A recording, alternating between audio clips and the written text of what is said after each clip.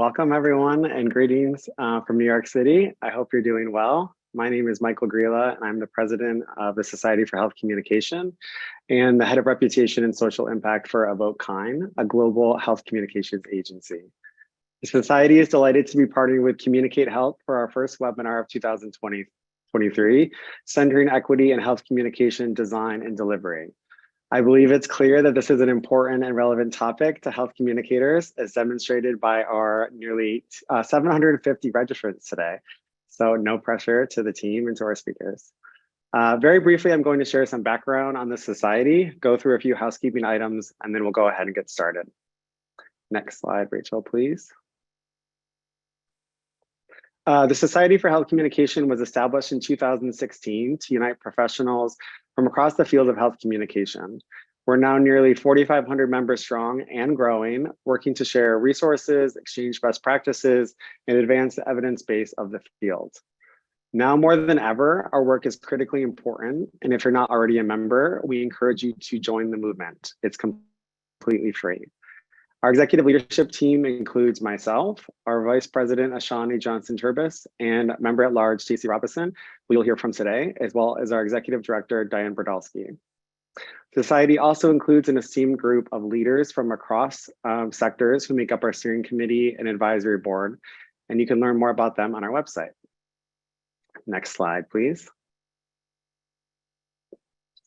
Just a few quick housekeeping items. The session today is being recorded and will be made available on the Society website in the coming weeks.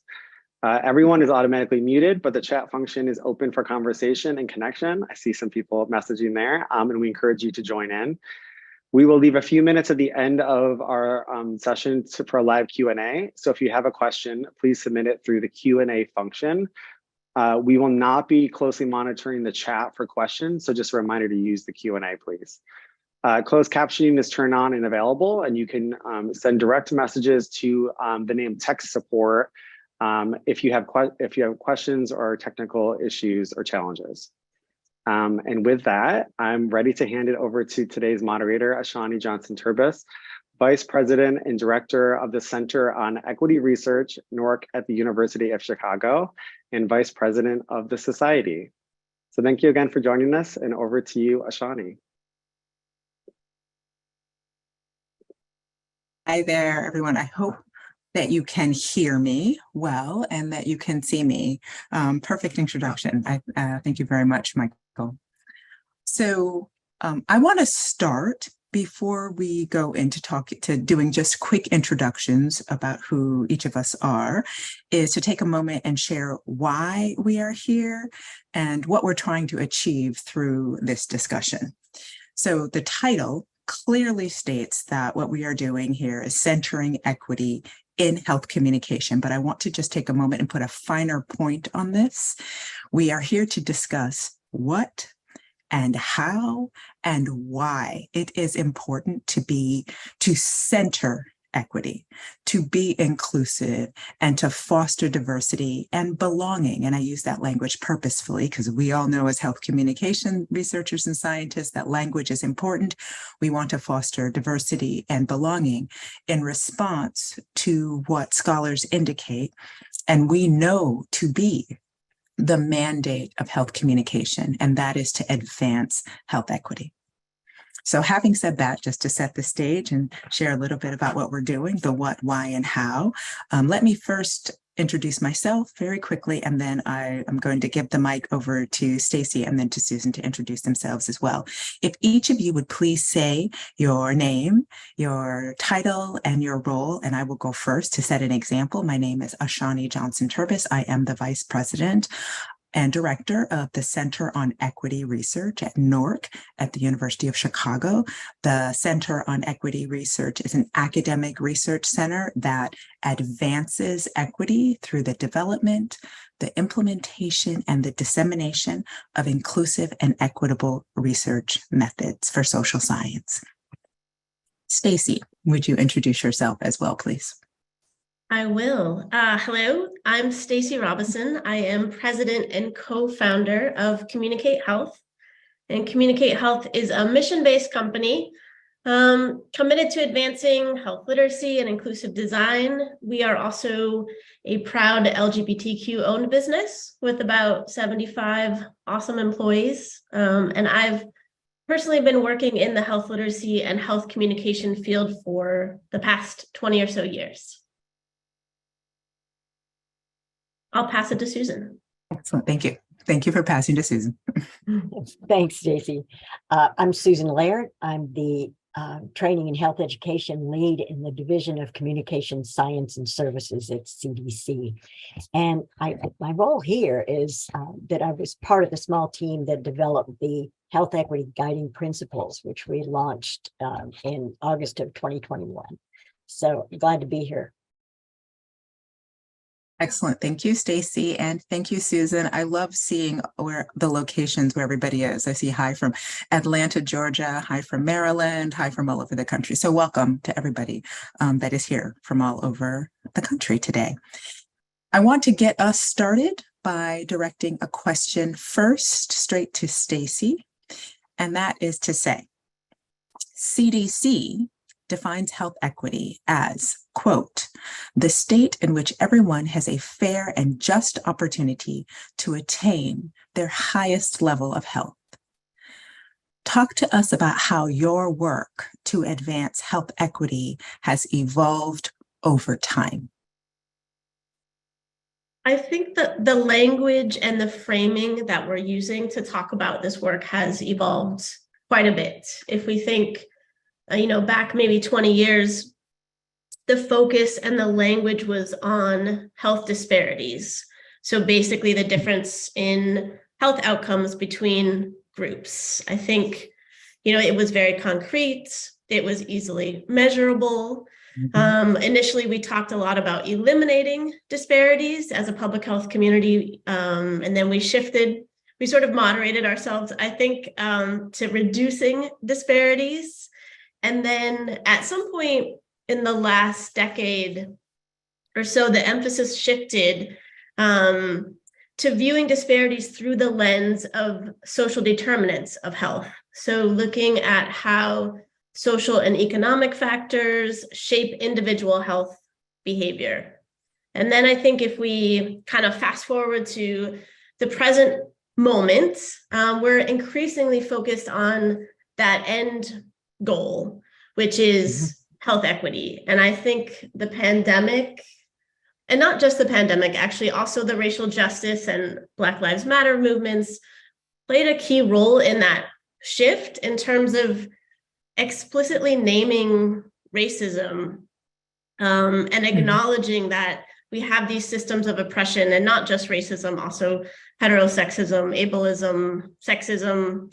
All of these systems are really what's driving that social and economic inequities, which are underlying our health disparities. And so I think the current definition of health equity, the CDC definition that you shared, Ashani, that everyone, has the opportunity to be as healthy as possible, that requires of us to dismantle some of these systems of oppression.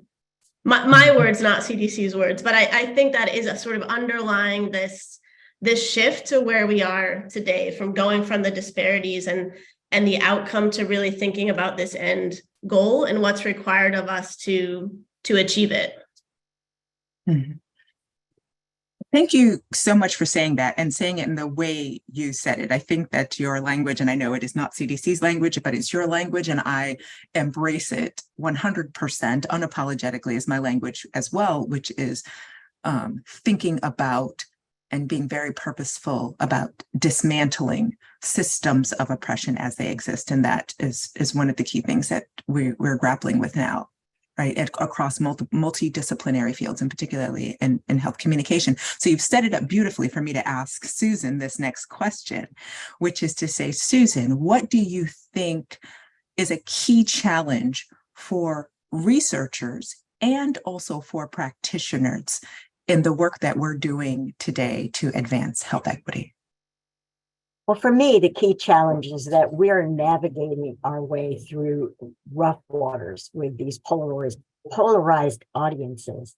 We have an immediate disadvantage right out of the gate. And for health communicators, this means that just about everything we say is questioned, our motivation is questioned, and it's difficult to maintain our positions as experts, authorities, or even to maintain trustworthiness. As researchers, it's increasingly important to be more clear with our research questions to start with, our subjects, and how are we going to maintain that inclusive mindset. It's a time for growth, both personally and professionally. And usually when I'm talking about the health equity work, especially the health equity guiding principles, I suggest that we invite people to participate. I think a lot of people have come out of our work feeling like they've been forced into situations that they're still trying to figure out. So I think the invitational approach versus the mandate approach is a lot more effective. In terms of that sort of approach and that approach being more effective, do you see any particular challenges in either one of those approaches? Oh, definitely. I think one thing that you might want to know about is the evolution of this work at CDC. And I've been at CDC for 16 years. And when I started, I had a friend who was part of a new work group that was established at the time, working on a definition for health equity. So the work is not new to CDC. And I think it's important to understand that it's probably not new for anybody that's on this call. But then came COVID, and it shed an even greater light on the core issues, such as the longstanding social determinants of health. In fact, CDC established a chief health equity officer within the COVID response as a task force. And that is kind of, that happened shortly after the start of COVID.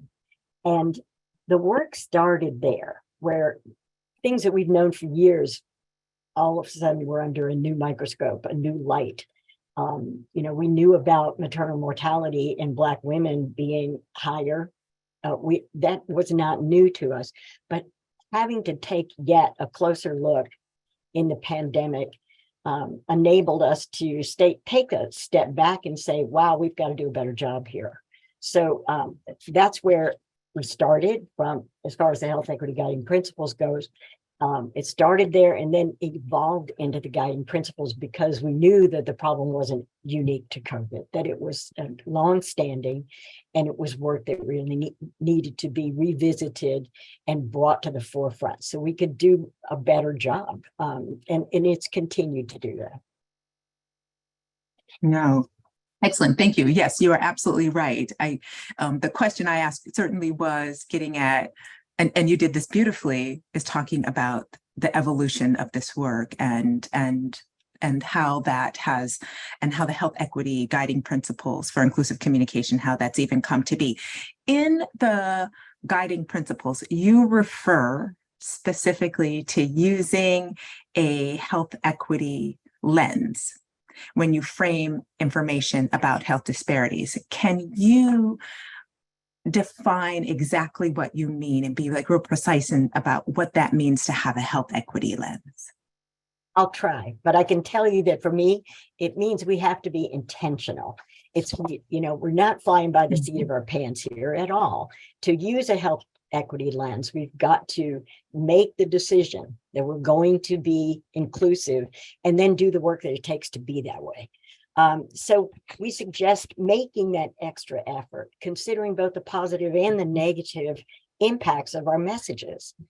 We stress the importance of being inclusive, which means engaging with communities. I mean, that's one of the core principles that we tout. If you don't know the answer about that community, then you need to ask and engage them in the work, and not assume that because you're doing this work that you've already got all the answers, because you just don't. We need to recognize also that access to information isn't enough. Just putting up something on a website doesn't solve the problem. People need to get information in the best way that they can understand it, use it, and we need to be sure that we're being culturally and linguistically appropriate. So lots of work to do instead of just putting out information and assume that that's responded to whatever the problem of the day is. It's just not enough. So being intentional and saying, okay, I'm going to take a closer look. I know that this particular community needs to get this information in a more realistic way that they can use it. That's using the lens. I hope that's helpful. It's about, you have to practice using it. It's not, it's not necessarily a natural state. I think you have to start out by saying, okay, I want to do this work. So I think that, position of caring about doing it is important. Yeah, no, it's perfect. And I don't know if you can see, but I see like a little hearts flying up and thumbs up flying up also from our audience members. So I'm going to repeat back to you because I think you mentioned some things that I just want to stress and highlight for the group. So when we think about using in the guiding principles, when you think about and you refer to using a health equity lens to frame information about health disparities, some key things that you just mentioned, Susan, were that it means, and health equity lens means engaging community, putting community at the center. Number 2, access to information is not enough. We have to go further than that. Number 3, being intentional about community needs is critical and responding to those needs. And also number 4, you mentioned also like having a level of passion. I know that's a little bit fuzzier, but that's certainly embedded in there as well. So I just wanted to highlight some of those key things that came up of what you were sharing to make it to make it concrete. And you did as well. This is just me putting it in my words for my own benefit. I think you did a better job than I did, frankly. So for what it means to have a lens. I really appreciate that. Thank you. Let me turn back to Stacy and ask you a question. And this is great because now that Susan has talked about the guiding principles, I would love to hear from you to talk a bit about Communicate Health's recently published equity-centered health communication framework that I had the honor of being able to read. Tell us about how that framework came to be and a little about it, please. Yeah, well, I think we've all been saying this, that health equity is a hot topic, as evidenced, I think, by the reaction to this webinar. And there's been some really great guidance on the subject, a lot of it focusing on inclusive language and imagery. The guiding principles, like what Susan was just talking about, have been really great. And then at the same time, we knew from our experience at Communicate Health that if we make equity an intentional foundation of our work, and I love that Susan sort of introduced this intentionality, because I think that is a thread across this topic. But when we make equity the intentional foundation, then a lot of other changes flow from there. And we've learned this over time. So in changes to how we practice health communication, how we design campaigns and materials, how we conduct research, how we build websites. And that's really what we call our equity-centered health communication framework. So we took the traditional, plan, implement, evaluate cycle that we all use in some version in our health communication practice, and we tweaked it a little bit just to make more space for participation for those diverse perspectives. And so we have an understand phase, we have a co-create phase, we have an implement phase, and all of these are iterative to sort of show where we make that space for that continued learning. And we've, at Communicate Health, we've trained our staff on this approach over the years. That's a big part of our commitment to health literacy, our mission to design health information that everyone can access. And we felt like this was the right moment in time to share it more broadly, as a starting point for hopefully what's a new approach to designing and delivering health communication. We see it sort of like the practice of health communication reimagined a little bit to really center equity and accessibility and health literacy. See my eyes going back and forth because I've got two different screens. No, I appreciate that, Stacey. I think that is a wonderful answer. And also, I've had an opportunity to read the guide, and it is exceptional. I encourage all of those who are participants here, when your time allows, to take a look at and read Communicate Health's guide as well. So the other thing I'd like to ask right now is, so you talk about the work of centering equity and empowering historically marginalized and underrepresented groups, and that extends beyond just practice, right, to the foundations of our field. What do you think are, and this is directly to Stacey, although I welcome Susan to answer this as well, how can we advance equity and inclusion, do you think, particularly in social science research methods? And I would like to I'll take an opportunity to touch on this as well, but I want to invite either one of you to mention, to share anything as well. Yeah, I think I'll jump in and just say, I think that the more that we can sort of translate this to methodologies, to practice, to principles in the language of CDC, I think the more we can take something that's abstract and make it more concrete. You know, I think the concept of health equity can feel a little overwhelming. It's kind of like world peace or something, right? It sounds really great.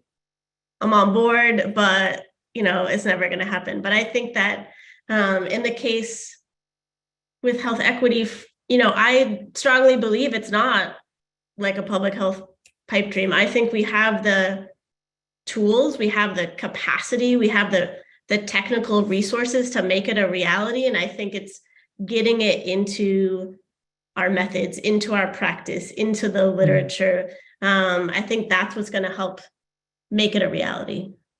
Yeah, no, I love that, Stacey. And I got ahead of myself a little bit.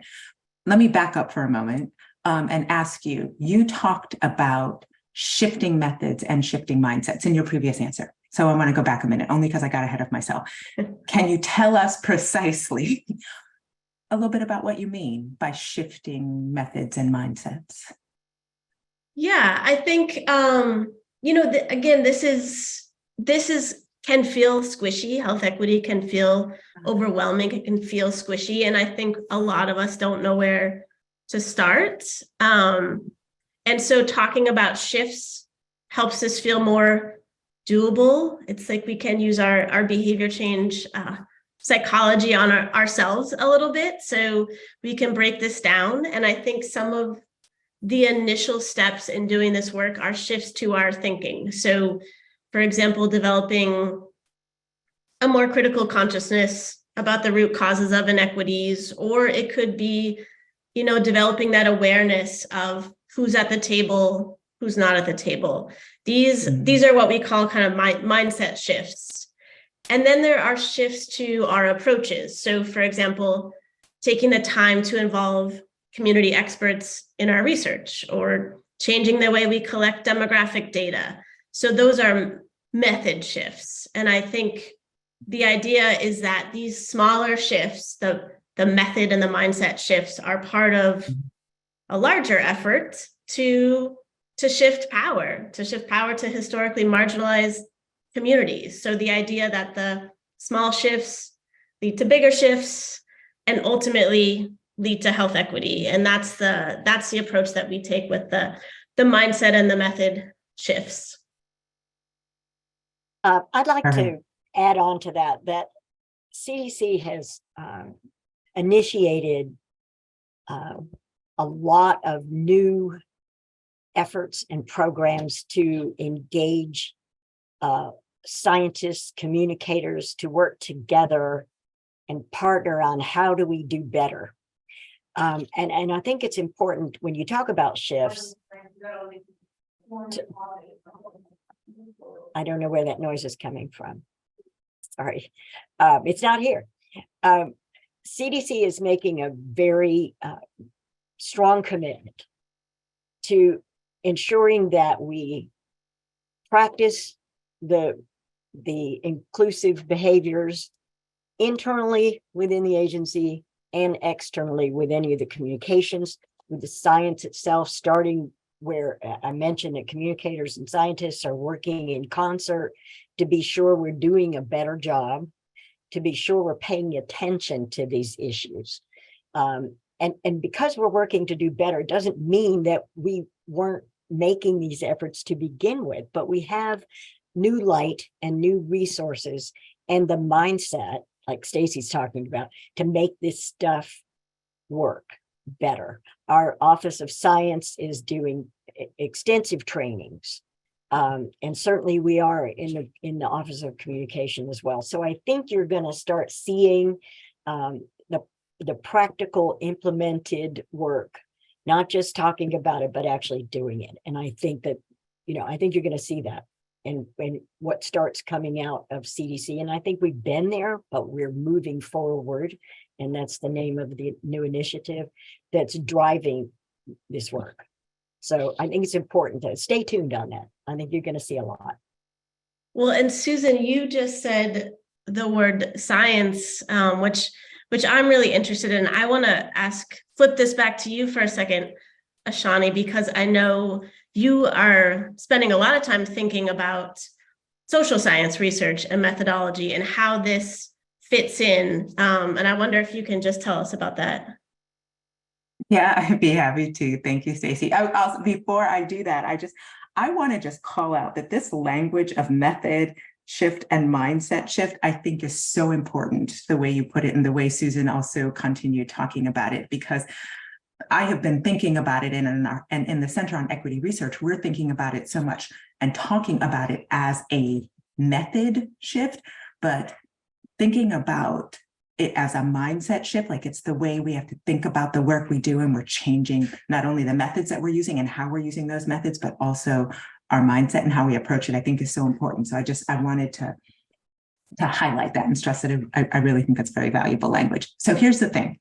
I think that a key way that we can advance equity and inclusion is by embracing what our center has started to call public and everywhere we can equity science.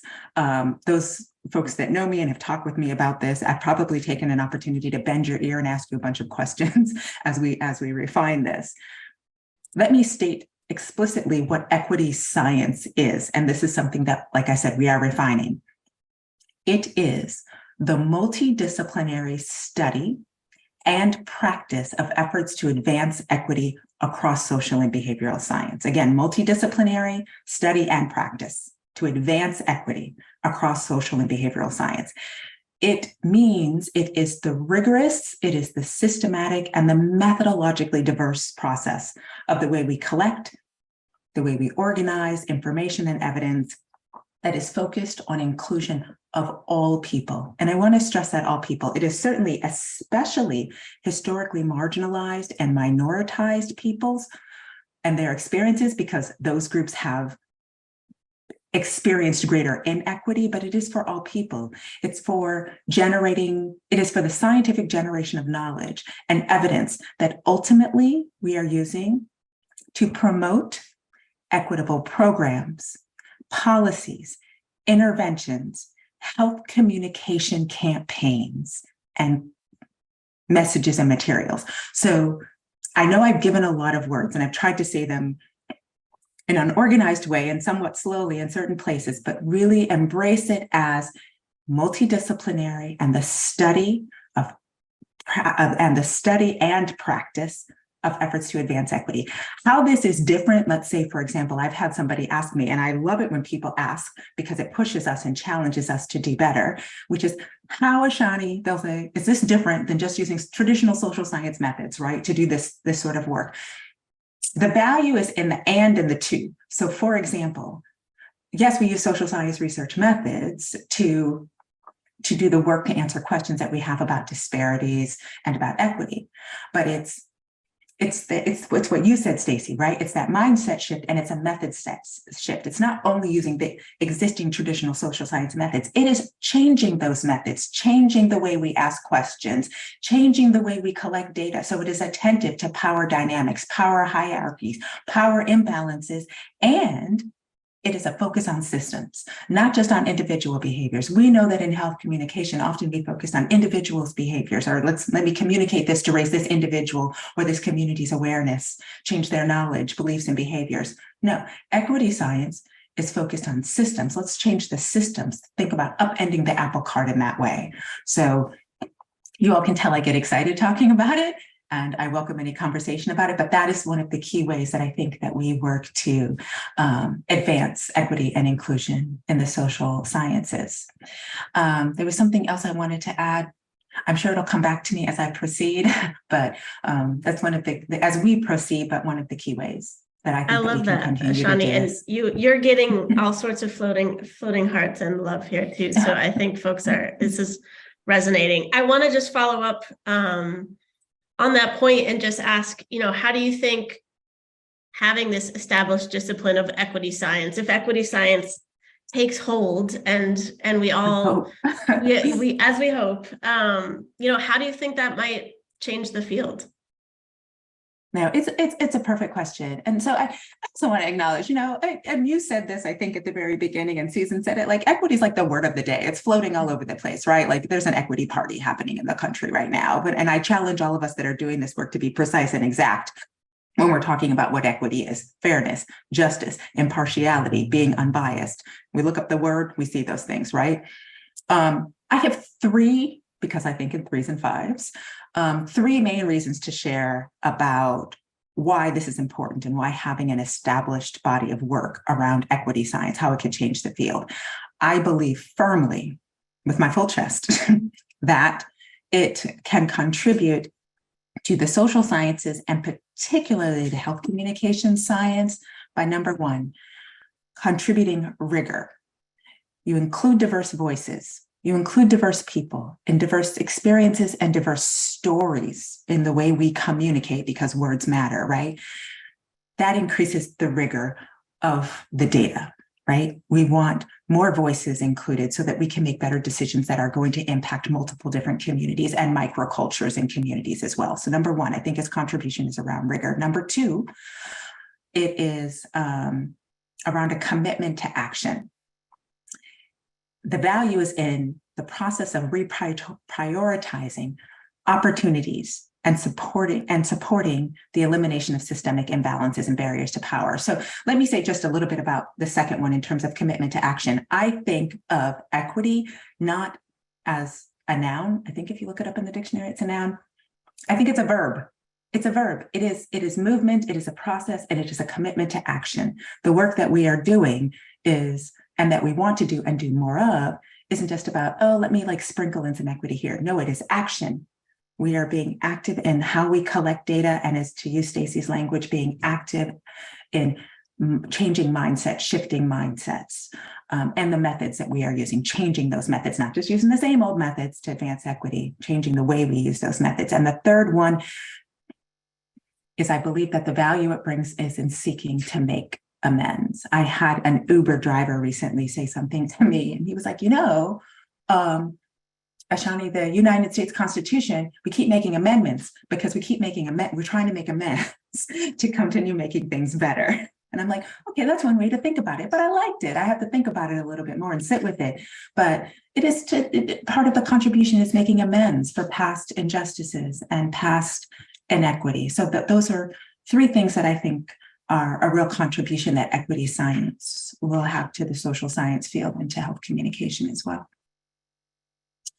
Okay, I want to be mindful of time because I know I can get going. Thank you for asking me questions, Stacey. And let me pivot back to you and ask in our remaining time before we open it up for questions. Actually, let me pivot back to Susan first, and then I'm going to pivot to Stacey. Susan, tell me a little bit about what has been the reaction to and the uptake in terms of the use of the guiding principles at CDC. Have you had any surprises? I love this question. When we launched the guiding principles, we had both feedback and pushback. I want to say up front that I think those of us who work in this field understand that not everybody's going to love you when you're doing this work. So that's a given, right? But the feedback part was constructive, and people had good ideas, and when they were good ideas and things that we hadn't thought of, then we reviewed it and we incorporated and updated. Beauty of a website as opposed to a printed document. We've also committed to updating annually and taking a hard look at what we're saying and keeping up with culture and language changes. But the pushback, ouch. I mean, it was harsh, even mean, really mean. Some people used our exact terminology to kind of turn it on us in a really negative way. I have to say, as I'm an ER nurse, and there's not a whole lot that shocks me. And some of it was very clever in the pushback. So, you can stand back and say, wow, it's, the meanness there was probably the surprising part. Another part that I think was a little surprising is that and this was launched as open to the public. So I need to clarify that it wasn't just within CDC, it was a public facing website. Within CDC, there were some supervisors that were immediately saying, well, this is mandated. You must say it this way. You must say it that way. And we never wanted it to be a mandate. As I mentioned early on in our conversation, that inviting people to join in the work has been more effective for me. And saying you have to do it this way doesn't get people where they need to be faster. In fact, it makes them a little bit resistant. So there were supervisors that said that. But to be clear, we say you may have better terms. Focus on the foundational values, not just the preferred terms section of the website, because there are things you may think of that work better, especially with the population of focus that you want to work with. So it's a work in progress. It's not finished.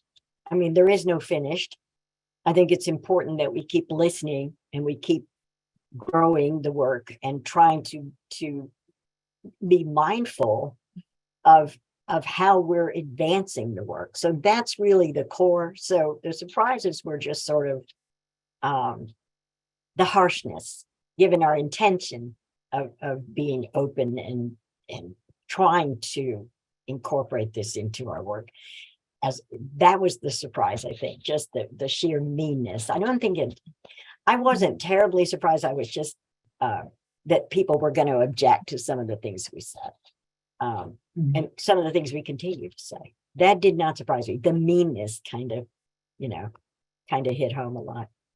Yeah. I mean, none of us like mean people. No. We always I welcome constructive criticism. Yes, always. me too. Me too. Yeah. Yeah. But indeed. despite the negative stuff, we know, we are making people think. So that's one of the goals. We want you to think. One of the things when I give presentations on this topic, and I say, one of the hardest parts for us is you can't evaluate how successful it's been.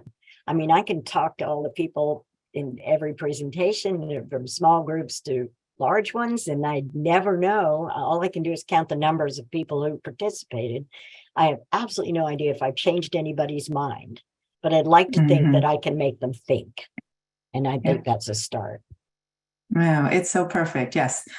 Pushing people to think and to think differently, I think is one of the key values, right? Yeah. Of doing this kind of work. That's perfect. Thank you, Susan.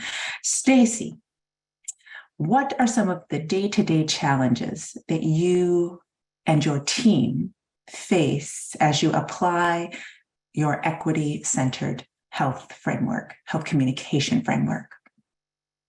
There are a lot of challenges. And I want to be real about that. I think it's important to be upfront. It's hard work. I think one big challenge is time. It takes longer. It takes longer to do this work, to enlist community experts, to build relationships.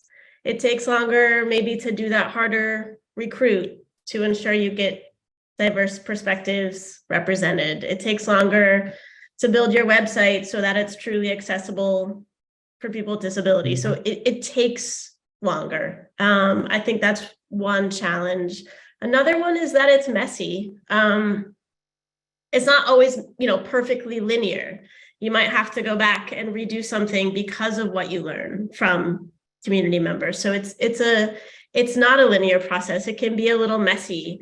I think a third challenge is funding, if we're going to be real. I think our clients have timelines, they have deadlines, often based on their own funding requirements and restraints. So they might not want to pay for that extra round of message testing that you really need to do.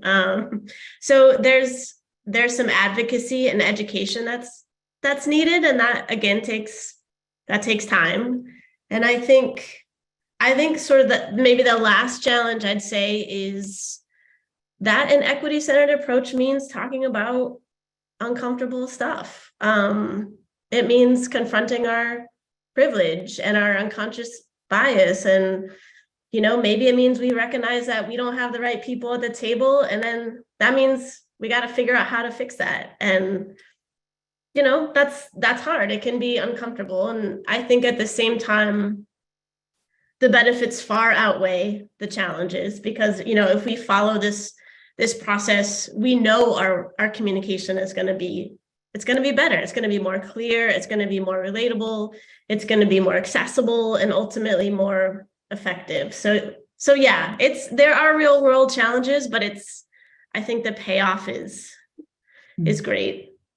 I think the other thing too, I wanted to just note before I forgot it, Ashani, because I loved your framing of equity as a verb. And I just want to say this is something that I've been thinking about a lot, because I think there's a tendency to think of it as like a legacy issue, like now we're going to do this work to account for sort of historical oppression and inequities. And when in fact, it's real, it is happening now. I think about like the 400 anti-trans bills that have been introduced in states across the country.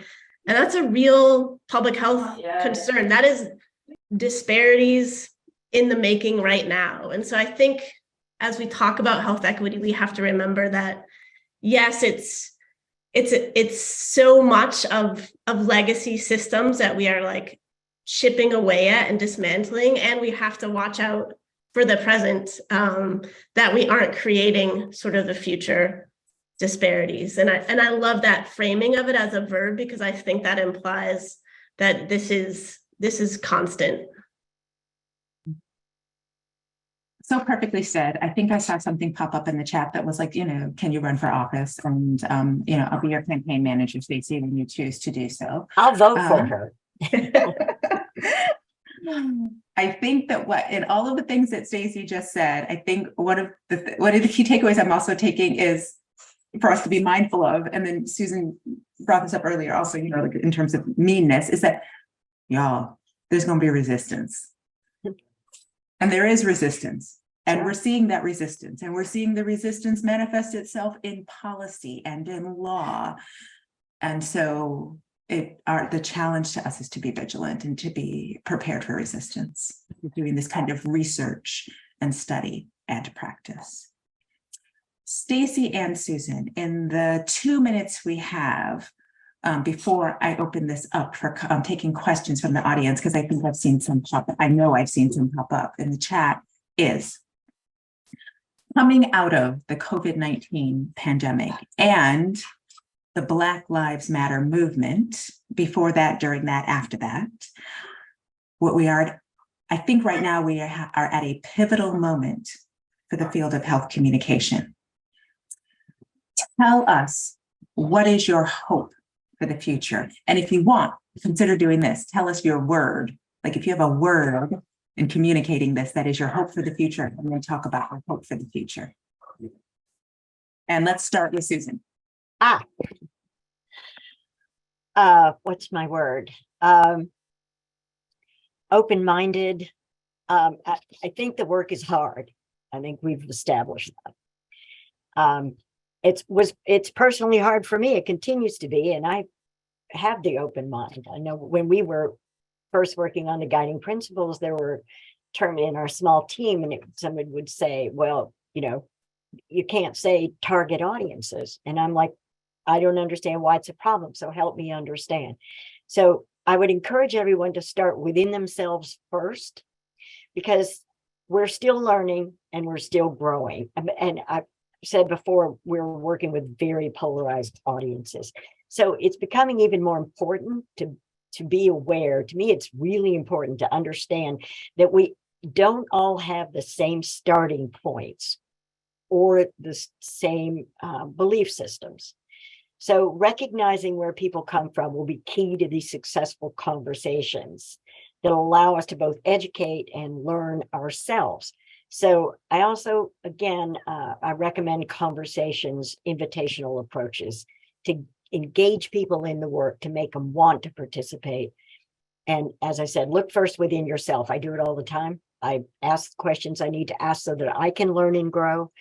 I consider my own upbringing and how that may have influenced me in different ways. So having that open mind to start with is a real help. And, you know, doing this work is a humbling experience.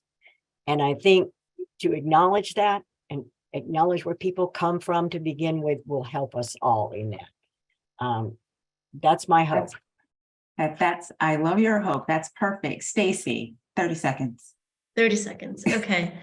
I love the word humble. I think that might be my word. I think ultimately I'm optimistic for the future. First, two reasons. First is I think that is the humble, right? The reckoning that we have from, you know, the 2020 racial uprisings, from COVID-19, from our failures, and they are collective failures, but they have made us humble. Like, we can't keep doing business as usual because it's not working, and we can't pretend that it is. And I think from this humility comes learning and comes opportunity. And so I think that's really important. And I think the second reason I'm really optimistic is that I think people are starting to realize that inequities in our public health system, our healthcare system, are not inevitable.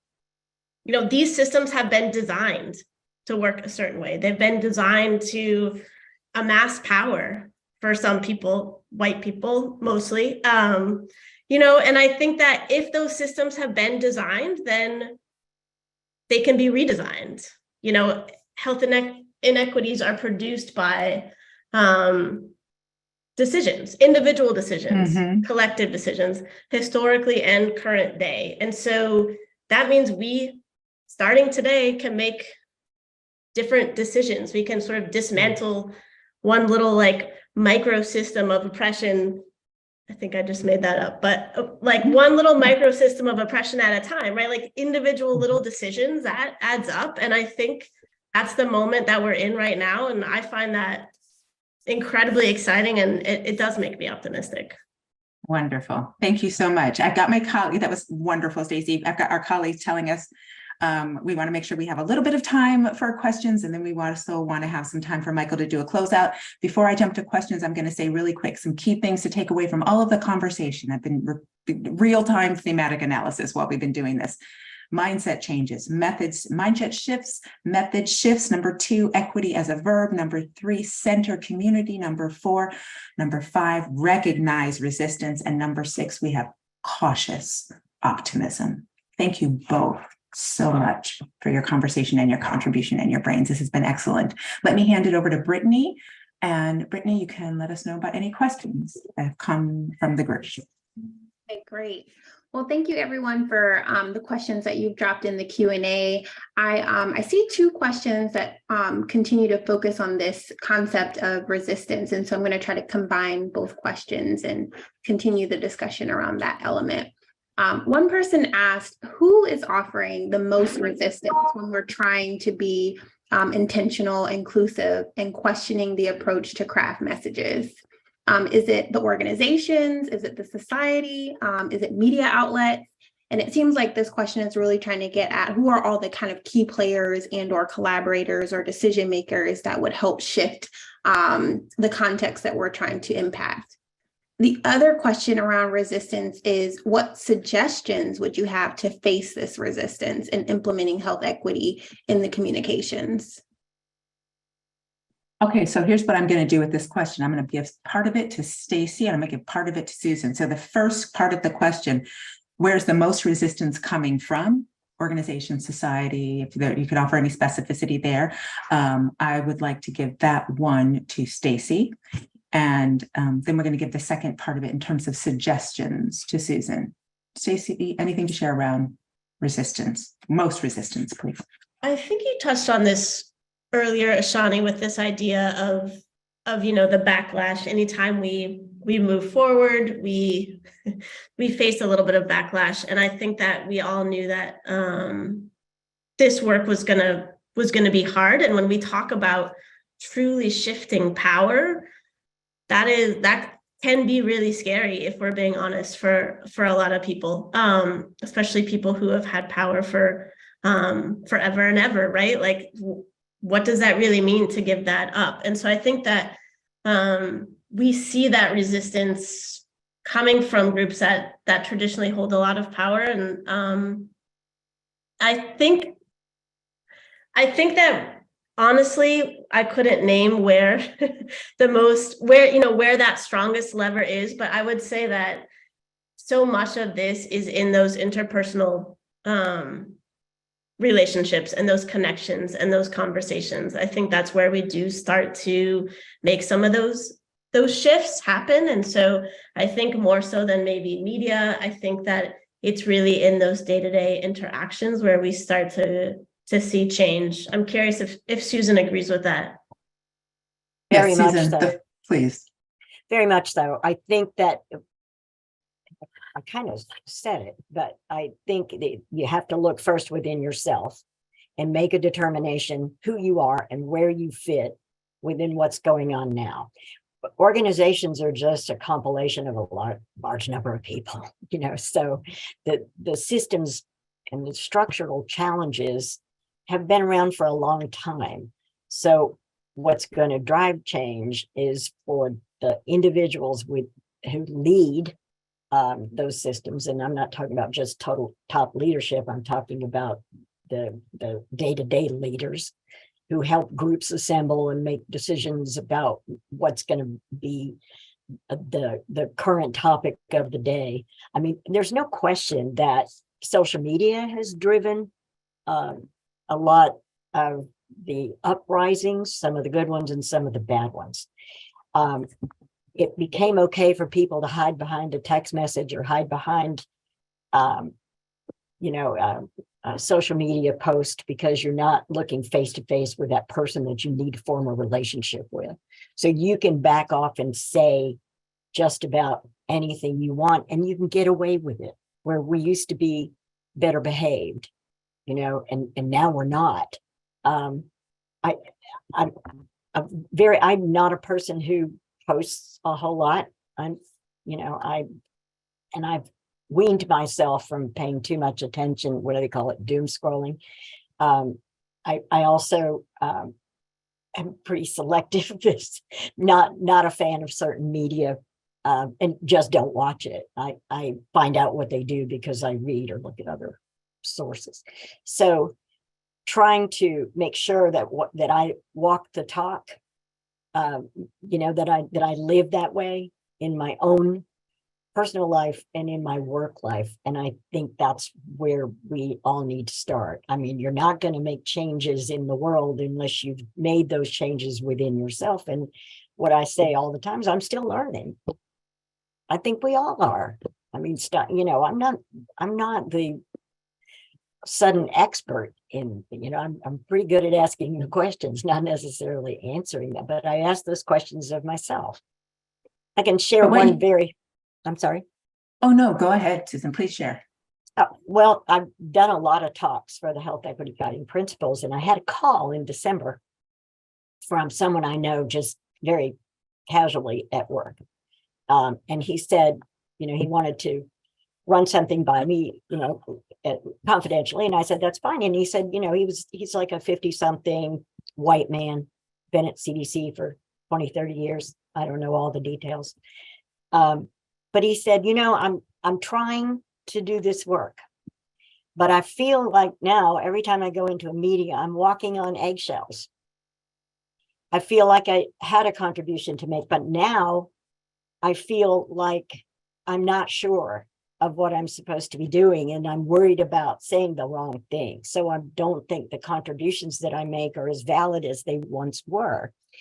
And I heard him and I understood his concern and his desire to try to lean into the work, which I thought was great. So I said, I want to share that. I won't share who you are. I will just share this sensation because it's something we need to work on if we're going to move in the right direction. All of us need to work on it. So I used it in a talk I did, a month or so later. And this one woman, a Black woman, said, well, that's good. Now he knows what it's like to be marginalized. And so I said, well, I hear you, but is that what you want? Do you want other people to be marginalized? I mean, I think that's cross purposes. I think we need to listen to each other's worries and concerns and challenges and then respond to them in a way that lets people move beyond where they've been and into places where they have comfort. Because until we're comfortable doing this work, we're not going to make progress. So I wanted to share that because I think it's a real concern, and I think we can do a better job with that. Thank you, Susan, for sharing that story. I think that it is resonating. I can tell from the chat with many people. What I also hear and what you're sharing in terms of suggestions is that internal examination of one's own implicit bias. So I really appreciate you sharing that story. And I'm just going to say thank you, Susan, and thank you, Stacy, because you've just dropped all kinds of knowledge on us today. So that is wonderful. And I love it when people drop knowledge.